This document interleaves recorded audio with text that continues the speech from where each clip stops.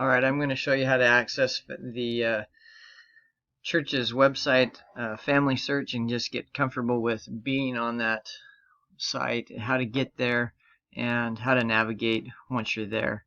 Just kind of the basics. So we'll start by opening up our internet, and I recommend that you use Google Chrome. You'll see why in other videos. There's a additional tool that you can use with Google Chrome that you can't use with other search engines. So double click. Here you have a search toolbar. You can click in there. You'll see that when I start typing, it'll actually transfer that information up to here. It'll put me up in this bar up here.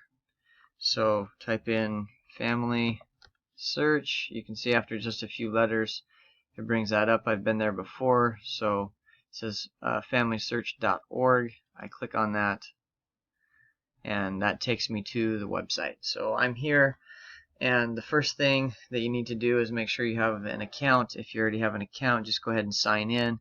If not, you click here and say free account. You'll need your name, last name, first name, username, and a password are information that you create, and make sure you record it in a good place so that you can access it later if you don't remember. You can also get it back fairly simply on this website. That's one of the things that I like. And what you'll need is your birthday, and also your membership number will make it fairly simple to set up a username and password. So we'll go back, since I've already done that. This right here is a quick link back to the beginning where we were, and that you'll always see that symbol around no matter where we're navigating, and it can take you back to the very beginning. So I'm going to click there.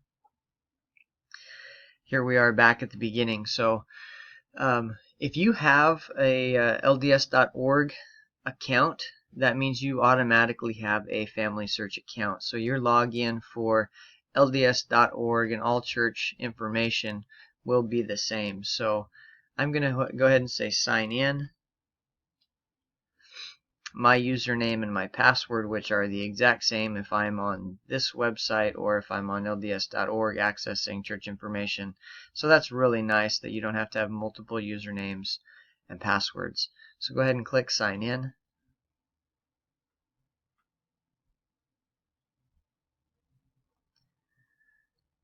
So we're signed in and ready to go. And again, here's that quick link. You can see that my cursor changes from an arrow to a hand. That allows me always to get back to this home page, familysearch.org. So there's lots of different information on this page. You can look at it and kind of soak it in. There's a to-do list and other things, but we're going to focus on just getting to the tree and navigating the tree right now. So you can see that highlight screen as I hover over it. It's a link.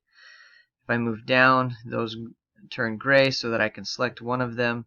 If I move down and to the left, or if I'm over it and move down and to the right, it disappears. You didn't do anything wrong. You just need to move straight down to be able to access those links. So we're going to click on tree.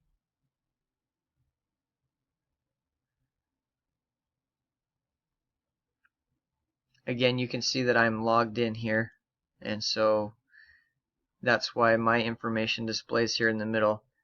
My name, my wife, and my children. And you can move this bar down here by left clicking and moving it back and forth to see more information.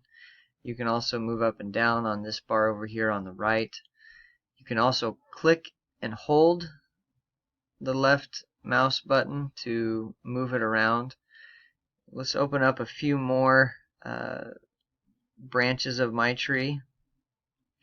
Going back, there's me, my father, my grandfather, and my great-grandfather on my father's side. You can see that there's quite a bit of information in my tree, and it keeps going on. So if you want to see more at once, you can make it smaller over here.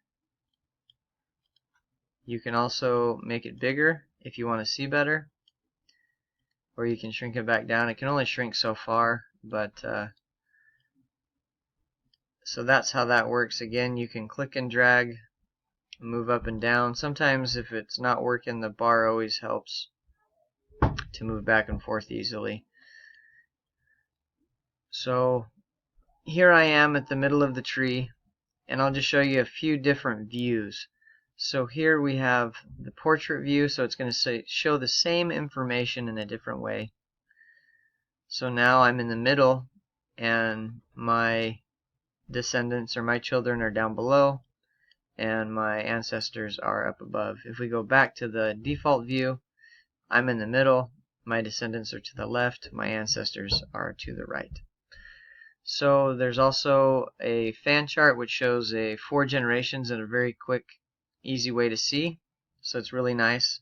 So I'm again here at the center, my descendants are down below, and then there's my 4 generations, my parents, my grandparents on both sides, my great-parents, my great-grandparents, and my great-great-grandparents.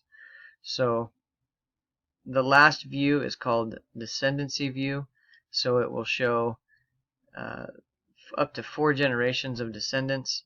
You can see that there's me is the first generation, and my children are the second generation.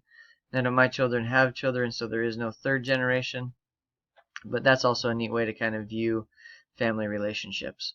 So I'm going to go back to the default here, and that is just kind of the beginning of navigating on Family Search. The next video will show more in depth about getting into different people's information and using some of the different tools. But that's it for now.